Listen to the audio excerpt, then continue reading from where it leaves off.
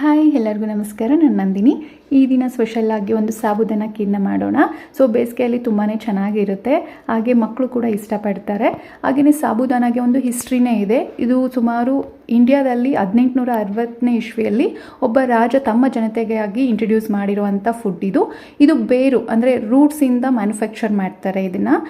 ಈ ಸಾಬುದಾನವನ್ನು ಹೆಚ್ಚಾಗಿ ಬಳಸೋದು ಫೆಸ್ಟಿವಲ್ ಟೈಮಲ್ಲಿ. ಫಾಸ್ಟಿಂಗ್ ಇರೋರು, ಉಪವಾಸ ಮಾಡುವಂಥವ್ರು ಸಾಬುದಾನದ ರೆಸಿಪೀಸ್ನ, ಕಿಚಡಿ ಆಗಿರ್ಬೋದು, ಸಾಬುದಾನ ಖೀರು, ಹೀಗೆ ಸಾಬುದಾನ ವಡ, ಸುಮಾರು ರೀತಿಯಲ್ಲಿ ಸಾಬುದಾನನ ಕನ್ಸ್ಯೂಮ್ ಮಾಡ್ತಾರೆ ಫಾಸ್ಟಿಂಗ್ ಟೈಮಲ್ಲಿ. ಏನಕ್ಕಂದರೆ ಇದರಲ್ಲಿ ತುಂಬ ಕಾರ್ಬೋಹೈಡ್ರೇಟ್ಸ್ ಇರುತ್ತೆ, ಹಾಗೆಯೇ ಎನರ್ಜಿ ಕೂಡ ಸಿಗುತ್ತೆ. ಹಾಗಾಗಿ ಇದನ್ನು ಹೆಚ್ಚಾಗಿ ಬಳಸ್ತಾರೆ. ಸಾಬುದಾನ ಜೊತೆಗೆ ನೀವು ಪೂರಿನ ಟ್ರೈ ಮಾಡಿ, ತುಂಬ ಚೆನ್ನಾಗಿರುತ್ತೆ.